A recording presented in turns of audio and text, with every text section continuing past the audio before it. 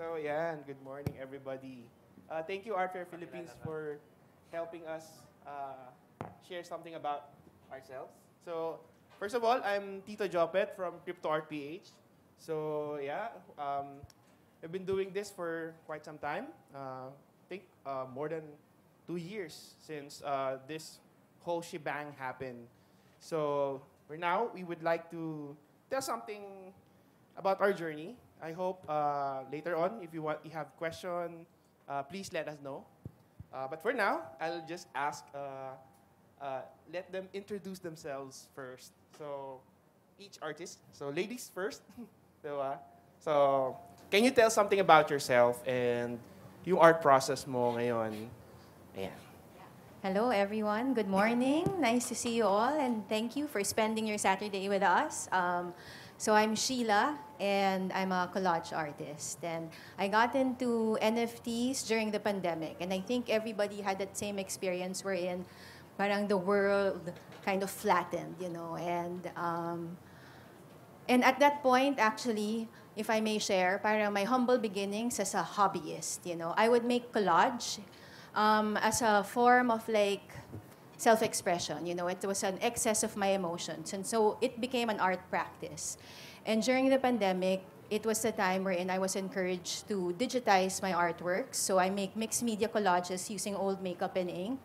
And then I would upload them on the blockchain. So I thought it was fairly easy. It's like, okay, it's like scan it, take a picture, and then put it up and then sell it, right? But then what I found was like, Alice in Wonderland. It was like a hole that you get into, and you're like, oh my gosh, it was more than just sharing your art. It was like creating a story, finding like communities, and everybody engaging in Twitter. It's like, from Instagram that was super hyper visual to Twitter that became like very linguistic. All of a sudden you should express yourself or express what your art is in this short amount of But then what was so encouraging during that time was that because the world flattened, I was able to listen to different kinds of artists from all over the world and realize how sobrang Western my point of view of art.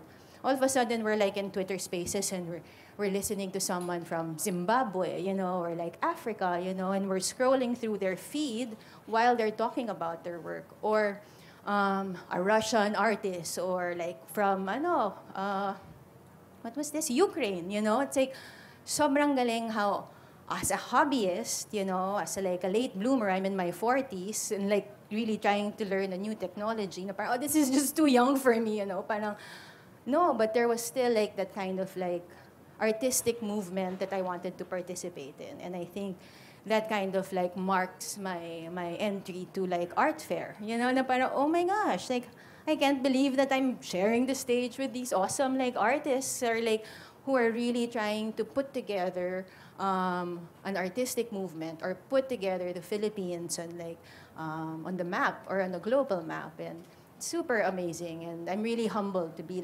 being able to share my story here. So if you would like to see also, so you have an insight, you can visit Galleria Paloma, and then 3 of my works are exhibited there. So they're mixed media collages, and those are the ones that I've digitized and then used in my NFT journey. So from like a, what do you call that? Like the profile picture that you use, that kind of like identity that you use, and then there. So other submissions. So there. Thank you for listening. Wow. And then, Andre? Hi, my name is Andre Baldovino. I'm a painter. Most of my paintings are abstract paintings, and I started my NFT journey with Scarlet Box. With Scarlet Box, we had a project where I collaborated with my grand uncle. We fused paintings together. I fused my painting with his painting to create a unique composition, and I made around 300 plus different compositions. So I like the part about how digital art makes collaboration possible even with existing images. And I'm also fascinated with animation and the possibilities of movement that are possible. I mean, possible with digital creations, because paintings are static. So I'm exploring that, and right now I'm active with Crypto Art PH with Tito Jopet and some other great artists like the people here. And I'm minting now at Tezos blockchain. So there. And you, Bjorn? Hello, good morning everyone. My name is Bjorn Calleja. I'm a visual artist. Um, so I'm a painter mostly. I started my NFT journey during the pandemic. Like, I think like most of us, kasi during that time, parang wala masyadong physical exhibitions and parang ang daming energy na parang mag-create and walang avenues for putting out work. So, pero before that, I was doing my animations. Actually, parang trip-trip lang na I didn't really have anything in mind kung saan ko siya gagamitin. So, I was just very interested to see the characters move in my painting. So, bakit hindi ko kaya i-animate tong mga characters na to? Tapos parang, it was just to parang give life to the creation. So, ayan, I started making the animations mga 2019, and then I came up with a number then of a collection of animations na wala naman talaga akong paggagamitan. And then, a friend of mine who introduced me to cryptocurrencies nung 2016, 2017, parang sabi niya, "Oy, bakit hindi ka mag-NFT?" So, sabi ko, ayoko kasi narinig ko Ethereum is not energy efficient and it's bad for the environment. So, sabi niya, hindi, meron ng Tezos. So, sabi ko, ano yung Tezos? Sabi niya parang, oh, it's clean NFTs. So, wala namang mawawala. So, I tried minting my work. And then, sa akala ko ganun lang. We started as, parang we wanted to make a community ng Filipino artists na nag-exhibit. And then, we wanted to promote it dun sa Web3 space. But eventually, yung mga pioneers, they guided us na parang, oh, we're gonna have problems with that, na sabi nung isang artist na, oh, you should create your own account and do this. And so doon na nag-start yung journey ko. I created my wallet, and then parang they gave me a small fund to start my journey. Tapos I started minting my work, and then unti-unti, there was a community that was being built around the art, and people were retweeting my work and promoting my work. And ayun, hanggang sa na-develop yung community around the art. So parang I learned a lot kasi before I was just on Instagram. Yung Twitter ko para sa rants lang sa PLD. So ayun, nung nag-start ako mag-Twitter, binura ko lahat ng laman. Tapos I'm not really parang very vocal, very wordy na person. So Instagram lang talaga. And sabi ko parang, hindi naman ako kilala ng mga tao dito. Why not try to be a better version of myself online? So ayun, medyo kumapal yung mukha ko. Tapos, parang I met a lot of people, yung mga artists na ina-idolize ko when I was younger. I met them in the space. They were very supportive. And then, naging part sila ng community ko. And yun, parang doon na nagsimula yung journey hanggang sa umabot sa I met the Tezos people. They've been very supportive. Then I had one of my works collected by the Tezos Foundation. Tapos they invited me to participate sa Hong Kong Art Basel at saka sa C-Focus this year.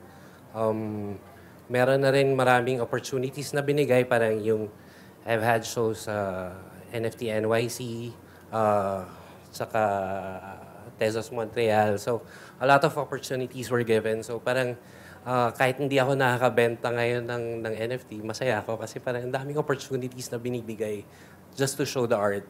Parang it's a bigger audience. It's a more energetic, more exciting na art scene na hindi nakikita ng mga tao na wala doon sa space. So yun lang yung kwento.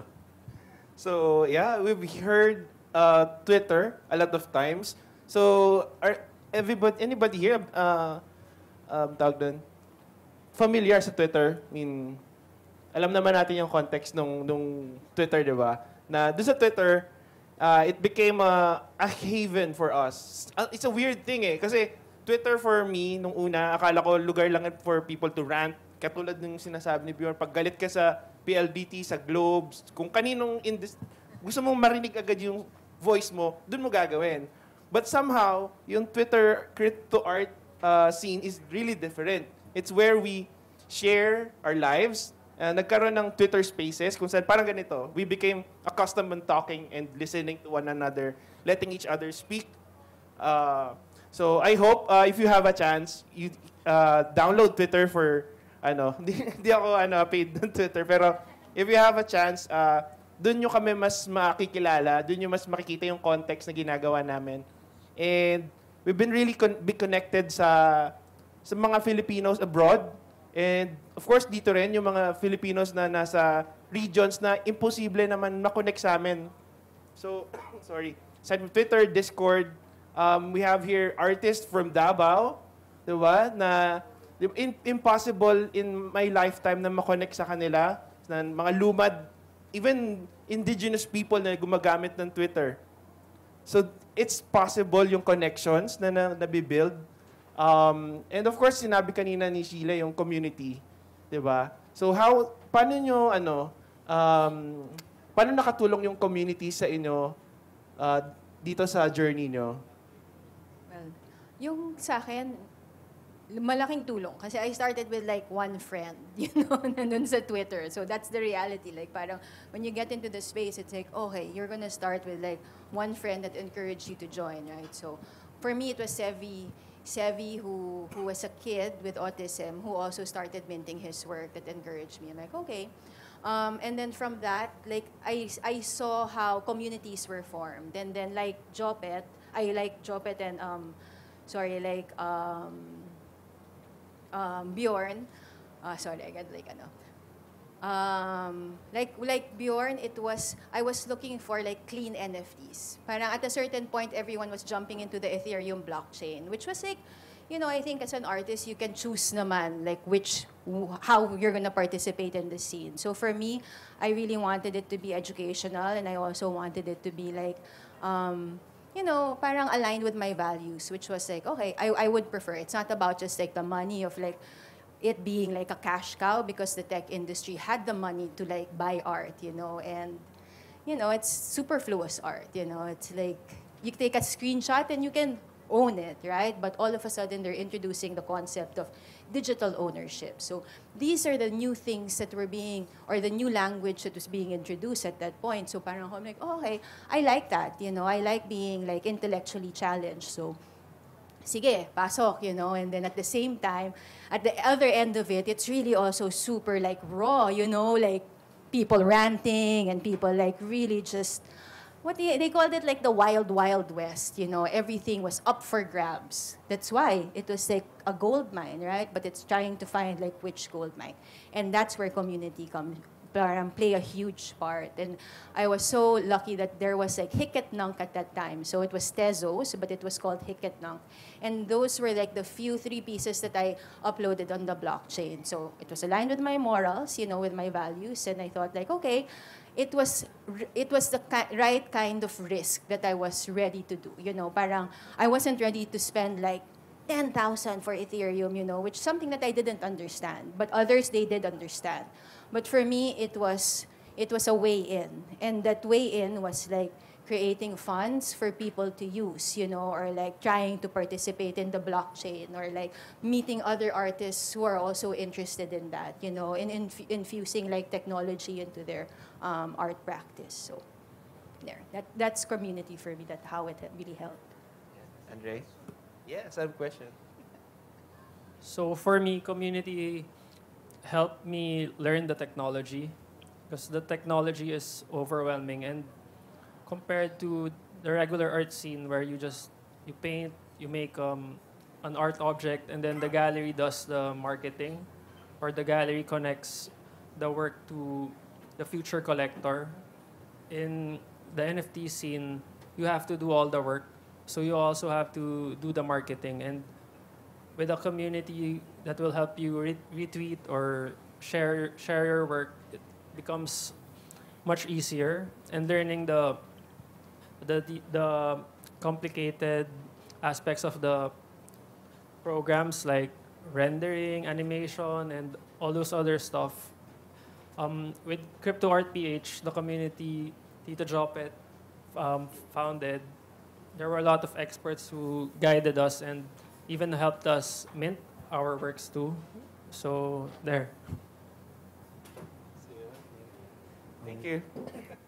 I think for me, yun nga, like Sheila, when I started, it was only one friend. So, yung community was very crucial for me to stay.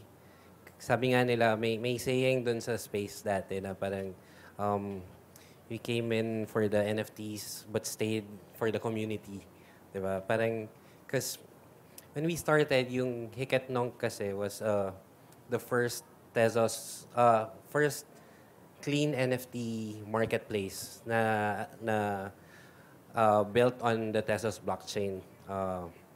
Tapos parang when we started, nandun ako sa mga early stages ng Hiket Nong, mga second month nung platform pumasok. And medyo na abutan ko yung early history nung platform. A lot of, kasi yung digital art, computer-based art, and generative art, nag-exist na siya even in the 50s, diba? Pero there's no platform to market or to exhibit these works. Ngayon, parang yung mga artists, hesitant silang pumasok sa Ethereum because as artists, parang we feel responsible for the parang moral na obligations namin. Like yun, kung we're after the money, madaling pumasok sa Ethereum, madaling gumawa ng pera, but dahil we just want to share our art, yun, parang ang daming artists na they chose to mint their works sa Hiket Nong na platform. So naging parang yung Hiket Nong naging marketplace or platform siya for artists. Maraming exhibiting artists, mga well-known artists na digital na nag-start mag-mint doon. Kaya sabi ko, ang dami kong na-meet na idol ko. So, ayun, hanggang sa yung kwento ng Hiket Nong medyo interesting kasi yung founder niya at one point parang he gave up the site, parang nagkaroon ng drama within the space na parang he shut down the Hiket Nong website. Pero dahil nasa blockchain yung smart contract, na-revive ng community yung lahat ng artworks. So, binuo nila yung bagong site na teya.art, which was built by the community. So, meaning to say, parang yung value ng community, parang tayo yung may-ari nung platform.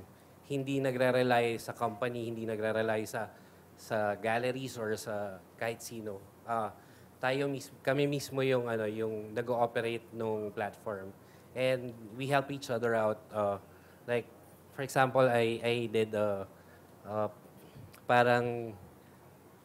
parang spoof na parody na parang PFP project, which I call Stupid Avatar Projects. Parang Parang critique siya doon sa PFP craze nung panahon ng Bored Ape. So, wala naman akong alam sa tech side, hindi ako marunong mag-code. Wala rin akong alam doon sa blockchain talaga. Actually, yung work ko, yung animations ko are hand-painted using oil. So, hindi talaga... Ako yung nagre-represent ng humanity sa digital space. Parang ganun yung tingin ko. And then, I reached out to this friend that I met doon sa NFT space na taga-Australia. Sabi niya, oh, let's do a generative project with your stupid avatar. Kasi dati, nag-start ako, hand-drawn isa-isa sa cellphone ko. Parang trip lang kasi. So, I drew faces on my phone sa notepad na app. Tapos minimint ko siya as parang PFP na spoof. So, tinulungan niya ako gumawa ng generative project. So, he reached out to me. Sabi niya, I like your project very much. If you want, we can make a generative version of the stupid avatar. So, ayun, nag-take off yung project. Naging okay naman siya. Medyo, yung una, satire lang siya na project. But eventually, parang within the project, kasi ang ginawa kong marketing, parang nang troll lang ako. So lahat ng question, sinasagot ko ng yes. So puro yes sa Twitter. Tapos parang puro meme lang na photos. And then, ang daming sumakay. So nagets nila yung humor. And then, sabi nila, why don't you make a Discord? So, we made a Discord. Tapos, pag pumasok ka sa Discord, puro yes lang din. So, somebody asks for, ano yung roadmap nyo? Ano yung plan nyo for the project? So, may gumawa ng 4-page PDF file na puro yes lang din. So, parang trip lang siya. And people were supportive of the humor. Parang, kasi anonymous pa ako nang ginawa ko siya. Tapos, ni-reveal ko na ako yung creator. Parang they were thanking me na this has been parang social media therapy para sa kanila na it feels good to be stupid once in a while na gano'n. So yun, parang ang laking bagay sa akin ng community kaya rin ako nagstay. Kahit wala yung masyado yung market, hindi naman din kami malakas bumenta katulad nila Beeple or no mga naha-hype na NFT artists. Nagsistay kami kasi parang, ayun, nahanap ko yung crypto art PH na meron palang mga Pinoy dito sa space. Tapos, nagtutulungan kami. Like ngayon, tinutulungan namin yung mga Filipino artists abroad na mapakita yung ginagawa nila.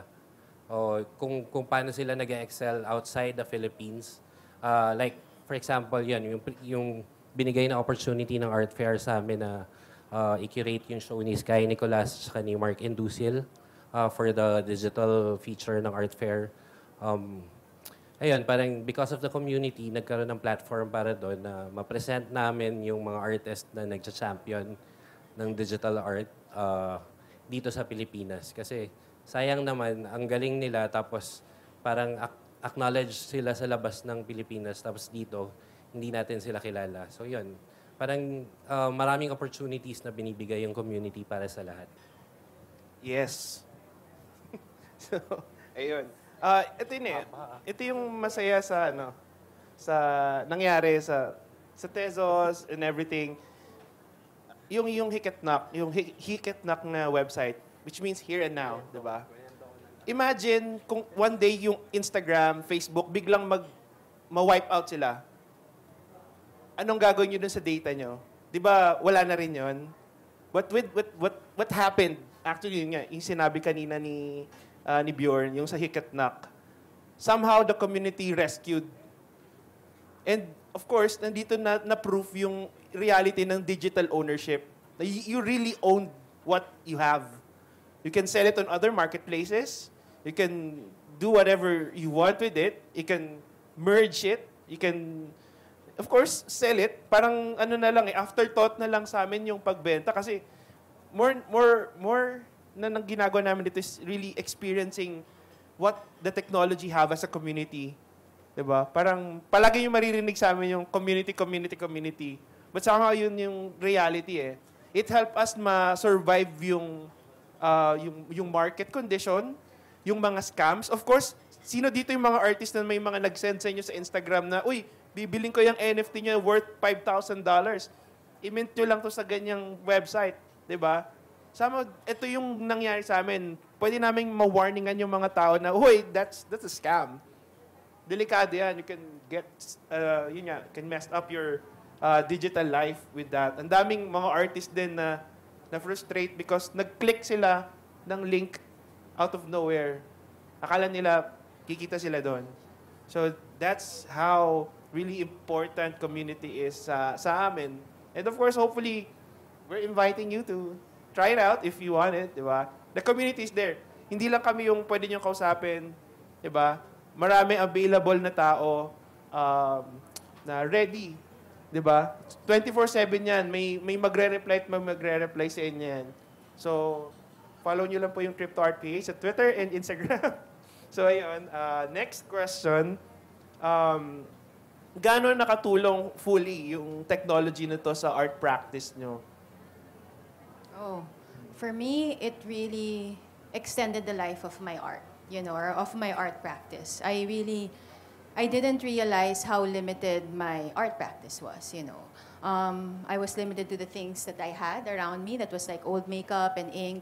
And now that I was able to digitize it, and with the advent of like AI and AR, augmented reality, it like kind of pushes me also to think beyond like a piece of paper or a piece of canvas, They in the NFT space, or at least like they really talk about the creative economy, or like how we are able to tokenize like our art, right? Or like we are able to earn from that. And not to discount, like of course we have like our principles and our ideals, but at the same token, we also need to survive as artists, and that's why it gives it like that viable way of like, is it possible? Is it possible to go beyond the scams and find real gold here? And that's the real question. And I think that's why art was needed in the crypto space, or in coins. It's because it's all about perceived value. Like, what makes something valuable? It's when a group of people will say this is valuable. And that's why I love participating here. It's not just like the tech that I add to my art. It's the kind of thinking that I have all of a sudden na parang, oh, these are just all the intersections of everything now, and that how individualized our experience of art is. So. Andre? So for me, digital art widens the possibilities when it comes to visual arts. In painting, you only have 2 dimensions. In sculpture, you have 3, so length, width, and height. With digital, you can add time. So once you add time, you can create movement, because there's like point A and then point B. So there's more possibilities, and you can also add sound. And I think adding sound creates a totally new experience. And you can add music, you can collaborate with other artists, other creators who aren't just painters. Even if you're a visual artist, you can collaborate with performance artists. And exploring that area with the sound and animation widens my practice. Thank you. Yeah. Paano nakatulong sa art practice? Yeah, how it helped my art practice. Parang, hindi ko siya tinitignan na separate practice. Parang yung pag-mint ng tokens. Kasi parang art pa rin siya eh. So, I look at it as an extension of my practice na something that bridges the gap between the physical and the digital. So, with the help of NFTs, parang of digital assets, I was able to have a platform for my files.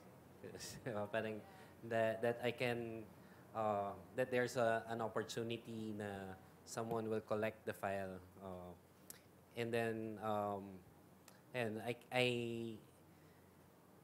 I was given parang challenges then by the tech na parang there's more to learn, there's more room for growth dun sa art practice. Kaya parang kahit hindi ako tech native or tech articulate, parang I was able to learn and grow my practice more. Parang from just painting, parang and animating the paintings.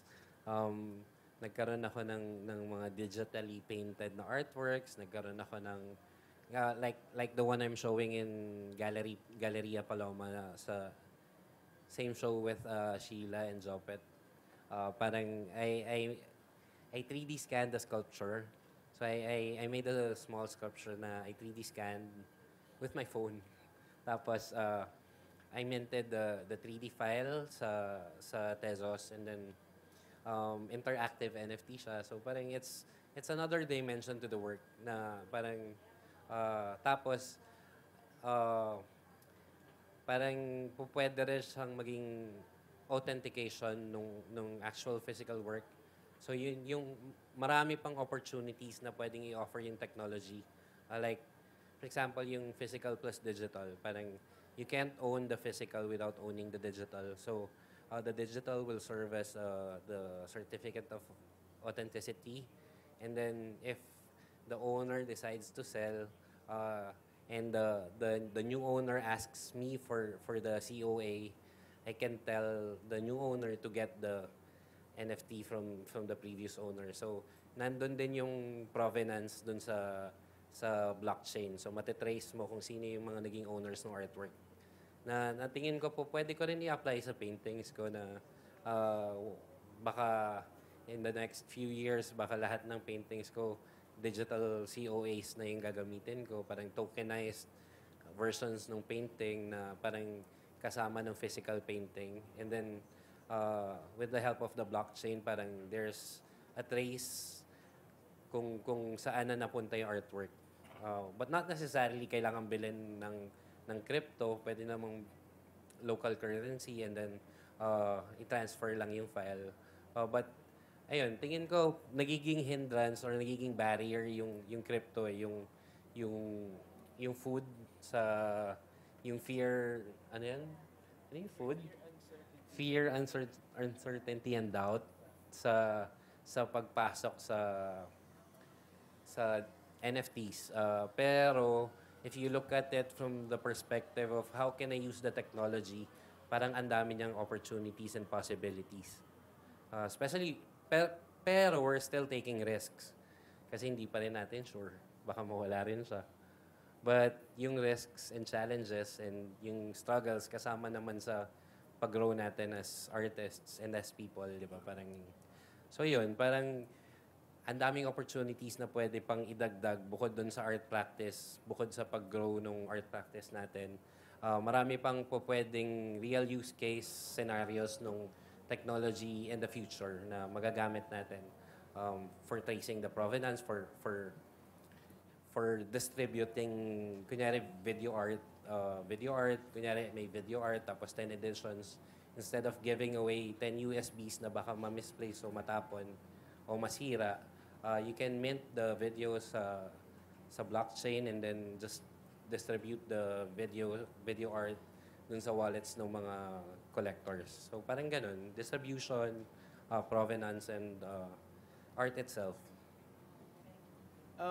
Where do you get yung kanina pala, you talk about collaboration, 'di ba? Paano kayo nakapag-collaborate yun nga, ng great-grand-uncle mo? And sa inyo rin, you can discuss din, paano nangyari collaboration mo with somebody from abroad and everything. So, can you discuss about the collaborations? Kilala mo Yeah, kay Hoya.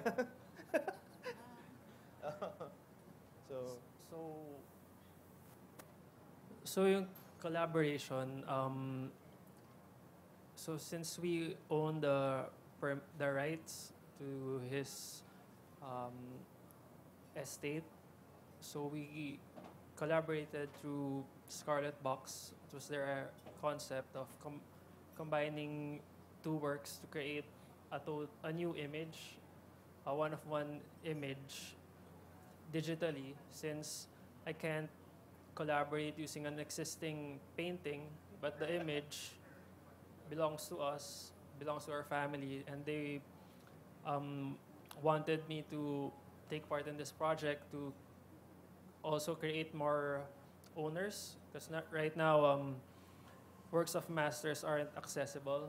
So the digital versions are more accessible because they're priced at a easier to buy and collect, and because we believe that if we run out of people who have access to these works, we're depriving the next generations, because some of those works are just in the houses of collectors.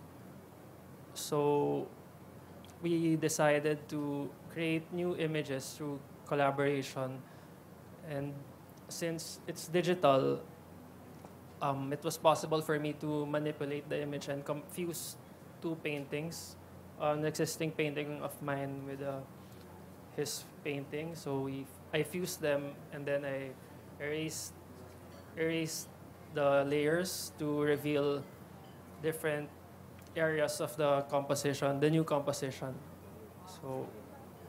So yun. And with other collaborations, maybe Jopet or Bjorn, Sheila. Ayan. Parang I did a lot of collaborations during the past ilang years na ba? 2021, 2020, almost 3 years. So ang dami ng artists na I met in the space na nakakollaborate ko na parang I haven't even met them in person. Parang we just talk online now. There's this project na we call Bad Acid Bunch. It's about drugs. But ayan, parang it's a trippy project na parang I worked with an artist whose name is Zoot Ghost. So he asked if I can draw faces, and then he animated the shapes, the walking shapes, and then just a couple of weeks ago, parang he messaged me na parang I'm doing a short video project with the Bad Acid Bunch, and I'm gonna try to enter it in a short film festival.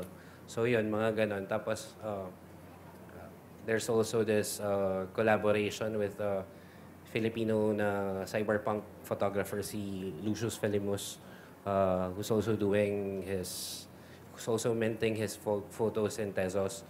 So parang we did an artwork na parang I used his photo as a background for my character na painted. So parang it's merging dalawang magkaibang planes of existence.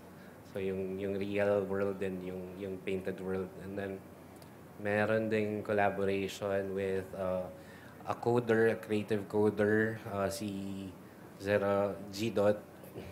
So he asked me to parang paint parang limbs na he can do an interactive NFT na parang you can drag the characters across the screen. So parang ayun, parang ang dami kong nakitang possibilities with my work through collaborations na I never even imagined when I started, kasi yun nga, hindi naman ako marunong sa computer. So sila, yun yung language nila. So parang they helped me bridge or cross the possibilities of my art. So yun, parang yung openness ng collaboration. Plus, yung sinabi ni Tito Jopet na parang meron ng split contracts sa marketplace na parang you can mint an artwork and then the sales will be distributed to the collaborators. Parang ganun. Hindi na kayo mag-aaway. Pati yung royalty split na rin. Ayun. That's one more thing. May royalties yung NFT. So, yung artist continues na nakukuha yung royalty every time the work gets sold. So, perpetual siya. That's the beauty of blockchain technology na it's available for everybody. But you just have to know where to look at, 'di ba? So, ano yung mga saan kayo nag-start mag-research? Diba? Ano yung mga reputable websites na unang-una niyong pinupuntahan to know about this technology? So, Oh, that's a good question. Hikit lang, ayun, that Tezos community that was very rich. Crypto Art Week Asia also organized like an educational series. So I think that's about mga 2020, 2021, wherein they were really, parang they have videos on it on YouTube, but they talked about cultural impact of NFTs, you know, or like, yun, madaming topics. So varied topics like on art, on the economy, on blockchain technology, so all of those things. So Crypto Art Week Asia, if you can find them on YouTube also. They have recorded videos. I also enjoyed reading from this girl, si Clara. I think, yeah, if maybe like si Bjorn knows Clara, but she's like she's an art curator based in Singapore, and I found her also on Twitter. I think you'll find really like a lot of reputable people that, you know, that will fit your interests. I think that's also important. That if it fits your, so you don't get so overwhelmed with the new information. Find someone that fits your interests. So, like with me, Clara was very research driven, you know, and she really tried to articulate like the cultural nuances that came about because of the rise of digital arts and blockchain technology. So yun, Clara. But yeah, please, Bjorn, if you want to like explore, see Clara. Research, YouTube University, and Discord, Facebook groups too, NFTPH, and Bitpinas. Ayun, shout out. Ako mukha lang ako hindi nagre-research, pero kahit pa paano meron naman. So, nung nag-start ako, parang yun nga, dahil sa environmental issues ng Ethereum, parang I was very curious kung totoo nga bang energy efficient tong Tezos. So, hindi ko na tanda yung mga website, but I read a lot of articles about it na parang sabi nila yung Ethereum dati, parang it would cost you a few years of household consumption just to do one transaction, and versus Tezos na one transaction is equivalent to one tweet. So parang yung mga ganong research lang na just to make sure na parang malinis yung konsensya ko. I can sleep well at night, yeah. So parang ganun lang. Yun lang naman yung research ko na kasi parang hindi naman ako natakot na mag-mint ng art. Parang hindi naman din ako. Okay lang kasi if I fail, sanay naman ako mag-fail sa art ko. So I'll just get up and try to do better, di ba? Parang wala namang risk talaga basta buhay, di ba? so yun, di ba? At nung boom nung industry kasi recently, sobrang daming information na available online. Kaya very, you need to really pick reputable sites. Kahit mag-Google ka sometimes sa Google may mga ad websites doon na pag clinic mo may laman na malware. So you really need to really be careful with what you click online. So, ayun. Sa tingin nyo, ano pa yung mga opportunities na available for other industries aside from artists? Ayun, meron akong na-meet sa Singapore na parang she works for a company, tapos they're based in Thailand, tapos parang they onboarded BMW for the membership. So yung membership ng BMW is via NFTs na. So you just show your token na member ka, tapos they can authenticate it via the blockchain. So parang maraming opportunities. Ticketing, yun, COA, like I said, na parang labas na yun sa pag-mint ng artwork, meron kang certificate of authenticity. Hindi lang para sa art, pwede rin para sa Rolex mo o sa kung magiging legal yung titulo ng properties. So maraming opportunities na pwede kasi parang it's a ledger na parang records every transaction. Siguro just to add to what Bjorn said, when it comes to COAs, so right now we use paper to issue authenticity for paintings that are sometimes worth millions. And a big part of the financial value of a painting is really tied to its authenticity. Because if you have a fake painting, even if you can hold it, even if it's tangible, it's worthless if it's fake. And the way we verify the authenticity is through a piece of paper. And right now, we can even make deep fake videos of celebrities. So how much more would be easier to fake a piece of paper? And provenance, right now provenance is just word of mouth. There's no list, there's no records. But with NFT, the ownership is verifiable and recorded. There's also transparency. So things that are related to provenance and COA, NFT can really improve our current system of doing things. And Bjorn also mentioned this, the resale rights, because artists are they deserve around 5% maybe of secondary sales of their artwork.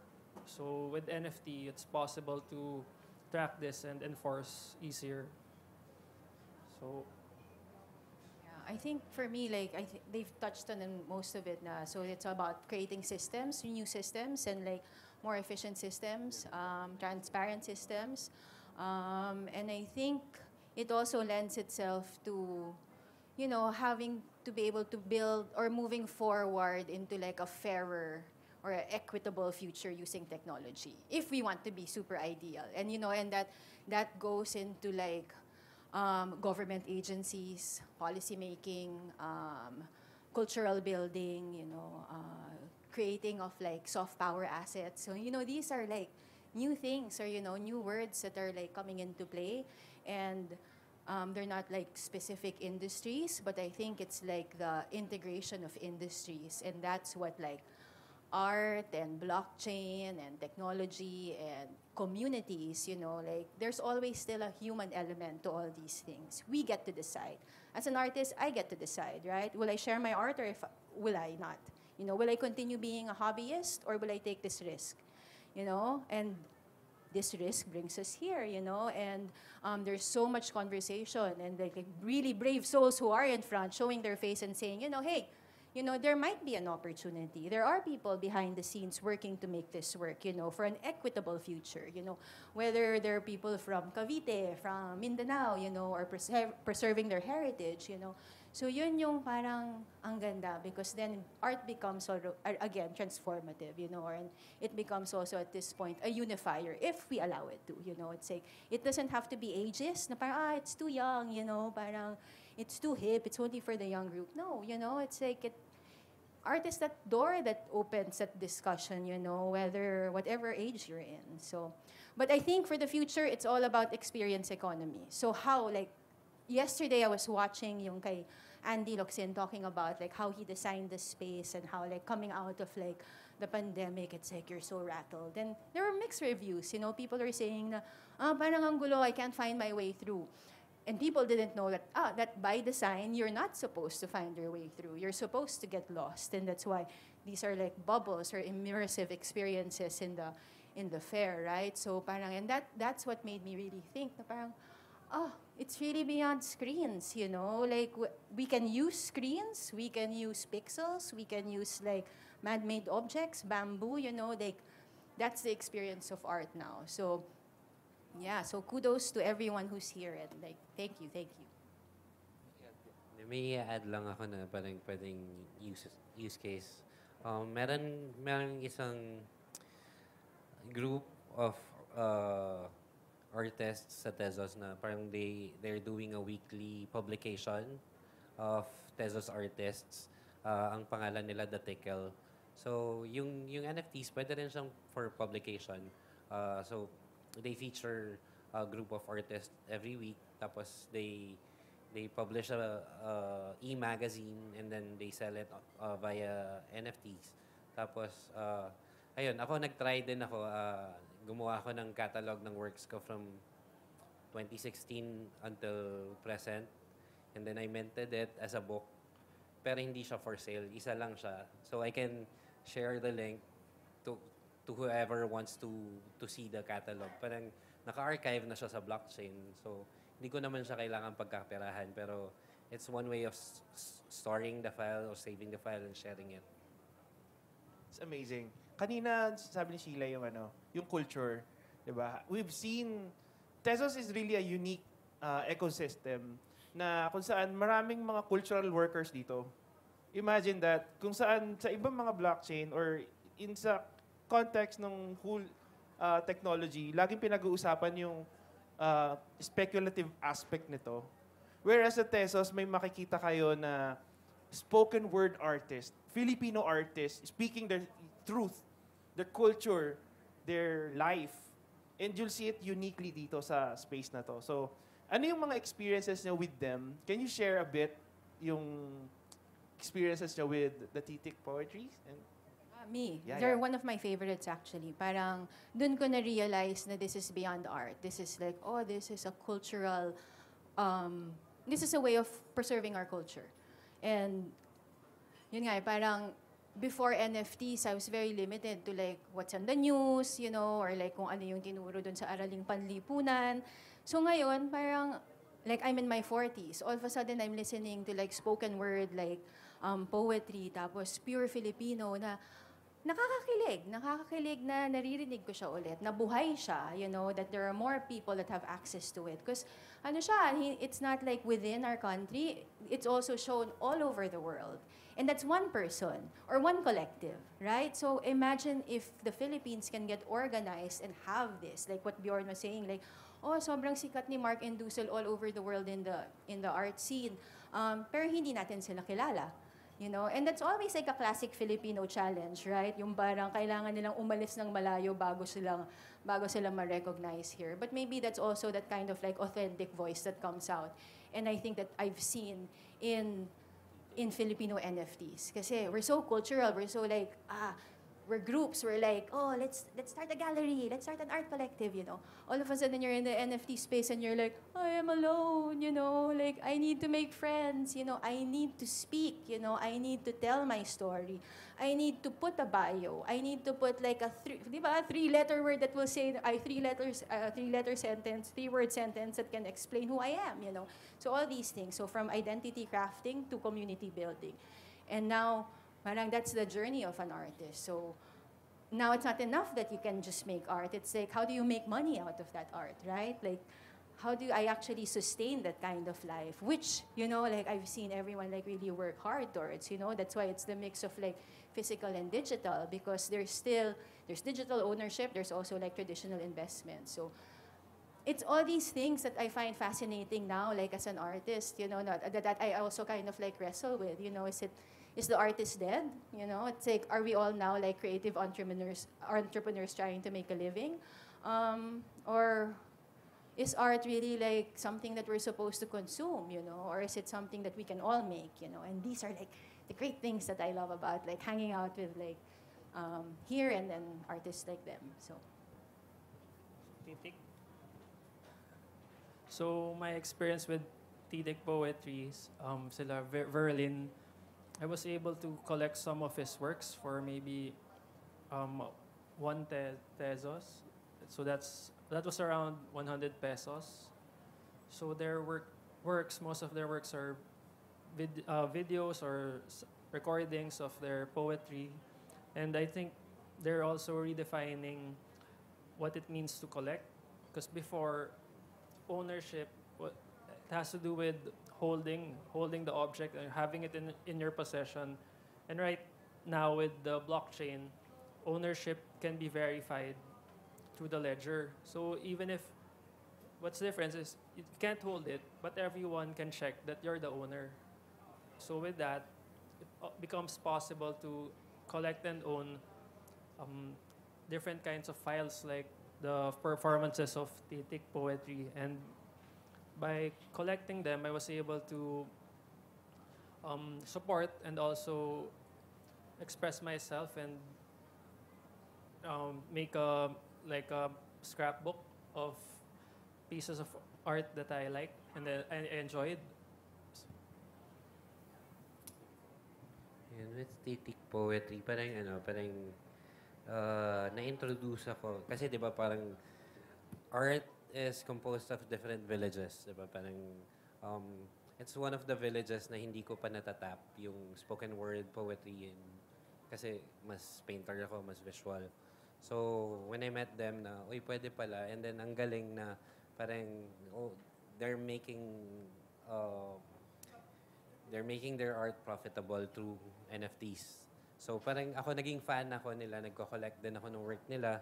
And then ni-recommend ko sila. They were featured by yung sinabi ko kaninang publishing. They also publish aside from the visual arts. Meron silang tickle literature. So meron din kasi sa NFT space na parang mga poets, mga literary artists. So na-feature din sila nung tickle sa isang issue nung publication nila. So, ngayon, happy ako for them na nabibigyan sila ng opportunity. Kasi parang isa sa pinakamahirap na form ng art, yung literature and especially spoken word na maging profitable para masustain. So, with the help of the NFTs, nakahanap sila ng way para kahit papaano makatulong sa practice nila. Diba? It's amazing na we're going to open the question. You can ask us question. But before that, I would like to share yung experience with them. Before crypto art, before NFTs, they were doing performances kahit sa bus. Wala silang pamasahe from point A to point B, magpe-perform sila sa bus. Imagine that. Akala ng mga tao manghihingi sila ng abuloy or whatever, but they're performing. Diba? So, ito yung mga opportunities na binubuksan ng technology. Even kahit kami hindi impossible in our lifetime na magkakakilala kami kasi magkakaiba kami ng network. Diba? And with this technology, we were able to speak now, share our lives, our stories, and yeah, we get to experience it with you and celebrate this with you. So with that, sige, we can open questions. Diba? Pag may question kayo, kanina may nagtaas ng kamay. Yes, kuya. Pwedeng pakabigyan po ng Ayan, salamat. Hi, good morning to everyone. Morning. First of all, I need to acknowledge that I am completely ignorant of what you are saying. So I just came in and I heard that there is a workshop. I said, let's try it out. So I am an old-fashioned artist. I'm physical art. So the question will be how an old-fashioned artist doing physical artworks can join this kind of activities. So as I mentioned a while ago, I have no idea what you are talking about. So you talk about literature, you talk about, I don't know, maybe music or this kind of arts. But I am a potter. So I do mugs, vases, jars. So how people like me can join your group? Ayun. One of the best things that can happen, that is happening now, is that our phones can scan 3D objects with LiDAR sensor. Of course, sa mga bagong phones lang to. So, yung mga late phones ngayon, they can 3D scan. And this is available for everybody now. Na kung may friend kayo na may bagong phone, they can scan your work, record it in the blockchain. Katulad po nung the way Bjorn did with this sculpture. He's 3D scanned it and then minted it on the blockchain. And there are other technologies that can be used. For example, an NFC. It's a microchip where you can put it in your pottery, integrate it, and then your phone can scan it, and then that will link you to the page where that can verify that this is your work. This is, and you can transfer it from one place to another. Yun po. Can I try? It's really hard, your question, because I can see the point. Like, for me, I have a question for you. Do you see the need to apply technology in your art practice, knowing that you make physical objects? Yes, How so? while technology is something that creates the concept of universality. So it's not my work anymore. It belongs to the universe. It belongs to the community. It belongs to everyone. And how can I make it possible with my own works? How can I share my works into that dimension? So the answer is yes. Yes, okay, fantastic. Then I think there is a way in. There is a way in by finding the communities. First is join Twitter and have a digital wallet. And be ready to take pictures of unique, like pottery. And then you'll have to jump in the rabbit hole and kind of like find your way in. But like I'm here, we can talk after, Jopet is also like a force in the NFT scene, and as is Bjorn,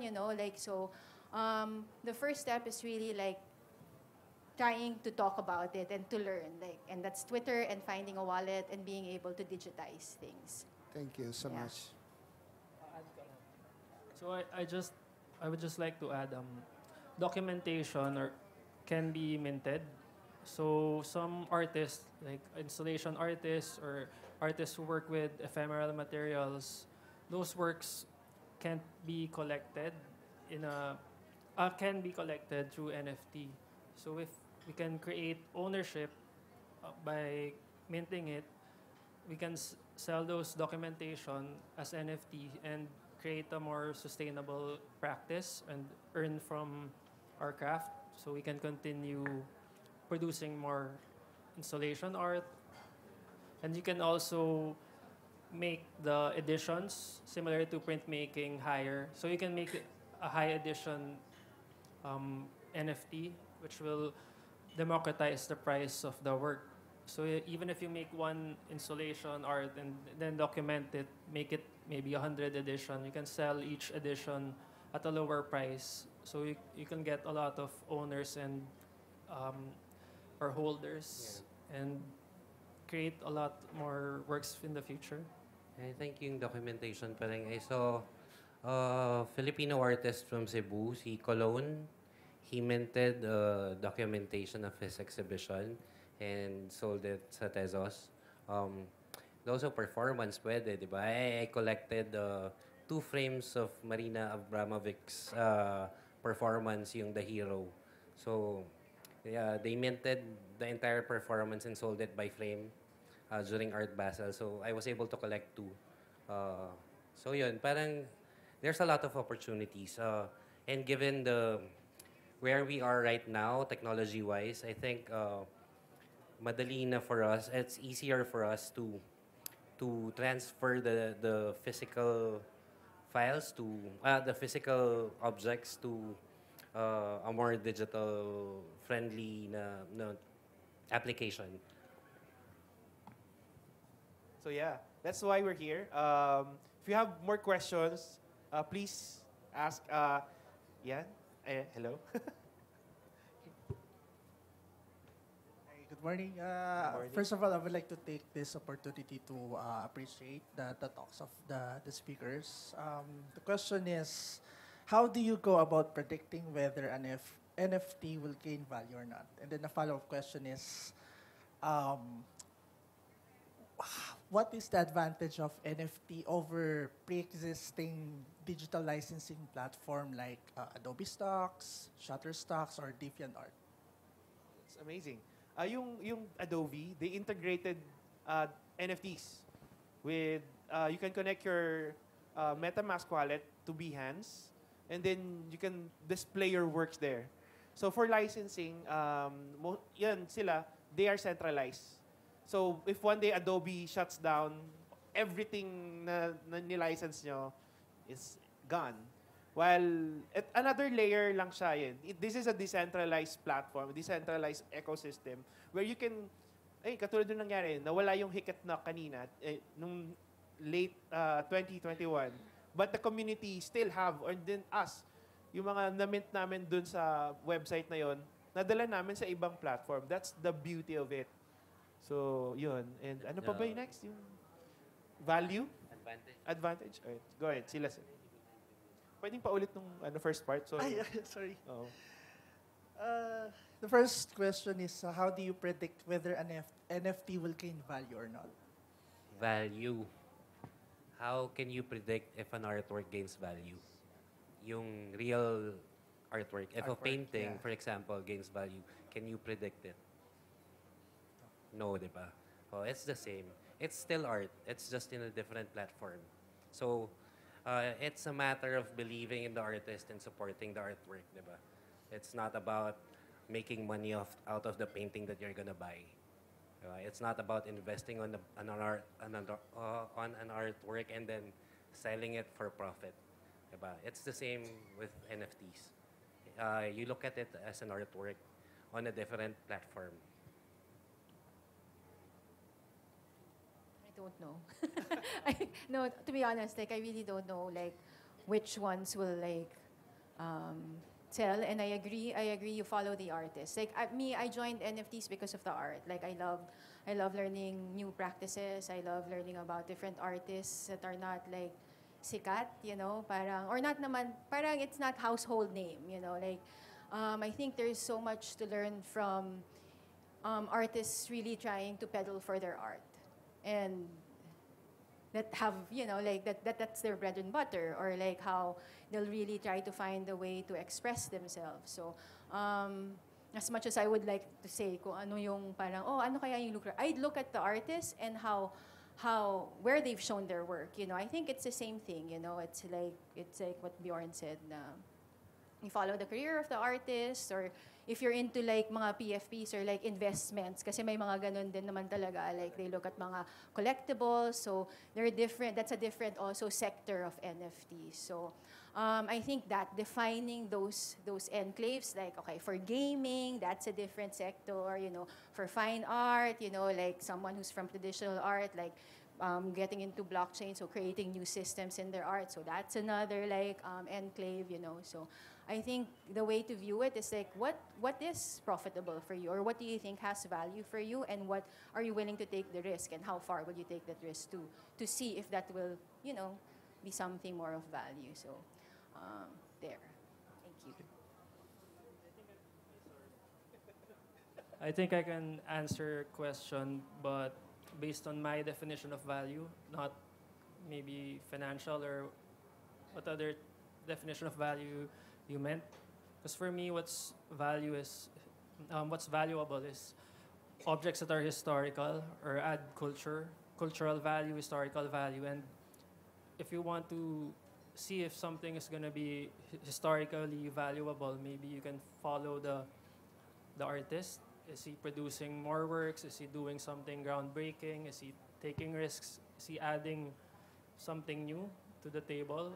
And I think as the career of the artist grows, his works become more valuable. Value is very subjective, di ba? Thank you. Thank you for your question. Yun nga. Not financial advice, of course. Lagi namin sinasabi yun. Na nandito kami, hindi kami for speculative assets. We're on the fine art field. So, as much as possible, we wanted to promote culture, preserve it in the blockchain, and for the future generations to experience this. So, ito po yung best possible sa ngayon layer of protecting that, 'di ba? And hopefully, 'di ba, one day wala sana magka-gera or whatever, 'di ba? Something catastrophic, 'di ba? So, mawala internet, 'di ba? As long as there's internet, as long as we're connected, 'di ba? It's there. It's an added value. And yun, I've been to DeviantArt early days niya. Na-preserve niya yung mga photos ko, yung mga cringy photos ko, 'di ba? Imagine that, yung mga emotions ko during those times na preserve niya. How much more we have this technology na decentralized, 'di ba? Na anybody can verify that it's yours. It's the author's work. So, yun po. So, any more questions?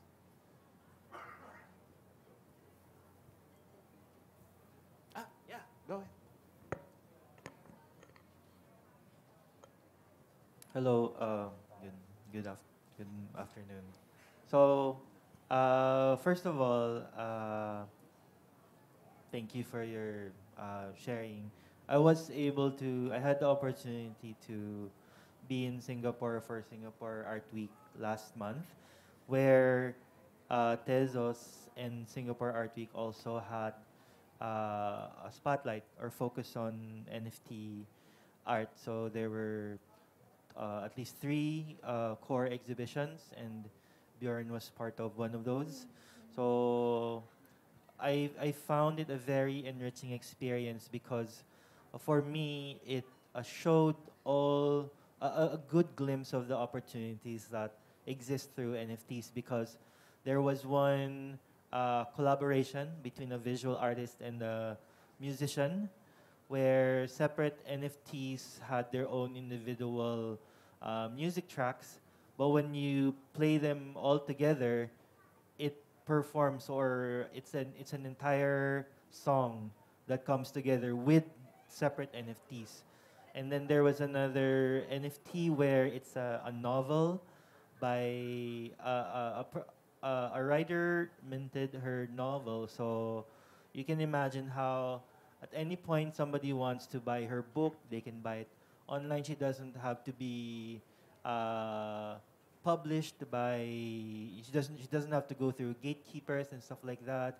And many years from now, as long as the conditions exist, the book will still be available. So my question is that the trajectory is that minting and all these things will become more and more accessible. Because like at the beginning, if you wanted to go into minting your works, you had to have a lot of funding, right? That's why there were organizations that extended assistance and grants. But nowadays, it's a bit more easier.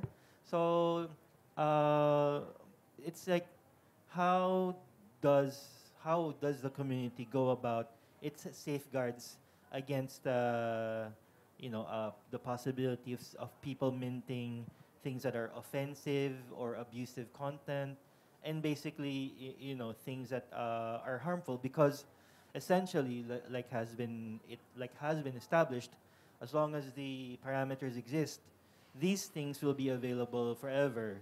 Even if it's taken down, somebody can dig it up, right? So as the moment that somebody mints something that is harmful or potentially bad, it will forever be on that on the platform, something like that. So what things do the community do or have to address that kind of future or possibility? Parang hindi naman sa yung mga harmful, pero this happened a week ago. Parang somebody stole my entire project, yung stupid avatar. So I minted on Tezos, and then somebody told me na, oy, someone minted your project on Ethereum on OpenSea. So I tweeted about it, and then the community reported it, and then I made a report then, and then after a few days it was taken down. So I think meron din yung mga marketplaces and yung platforms na parang ways that you can report, and then they can verify and check if it's really harmful or offensive or stolen, na they can take it down. Or like for me, what I've seen is like how they use it in Chat GPT, wherein they add that layer of protection already. Like there are universal laws that we kind of follow, the what's offensive and what's not. So I think that would be embedded in like the system or technology. So yeah, because it is super risky, and we see the adverse effects of that. So I think that would be like another layer of protection. This is where the community goes. I mean, katulad nung nangyari kay Bjorn na it's a community protected. It's a community ownership din kasi eh. Na these are our assets. Hindi to pwedeng nakawin ng kahit sino. So vigilant kami. That's why we're always on Twitter, we're always online na to protect yun. Pag suddenly may nagbenta ng painting ni artist, tapos wala silang, hindi niya minute yun on his own. So we know, suddenly, and yun nga magandang nabe-verify siya sa blockchain. Na alam nila na kung siya yung wallet niya yung gumamit nun. And yung censorship kasi, hindi siya nag-exist sa mga platforms. Kung may mag-report, that's the time lang na napa-flag siya. So that's possibility. Pwede ka rin actually gumawa ng sarili mong website and then you mint it. Pero yun nga, yung traffic ng tao, 'di ba? Hindi rin yun guarantee na laging may nakakakita. So ayun. Well, basically, Web3 is the internet, the third version of the internet. So yung censorship ng internet ngayon, yun din yung censorship ng Web3. So parang it's just an upgrade on the internet na parang ngayon pwedeng mag-produce ng content yung tao and they can sell the content. Not unlike sa Web2 na parang you need Instagram or TikTok or to make money out of your content. So ngayon po pwedeng ikaw na yung magbenta ng content mo. So same lang din yung censorship siguro.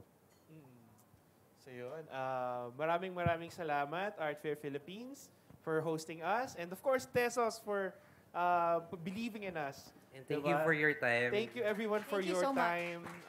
Thank you. Ayun.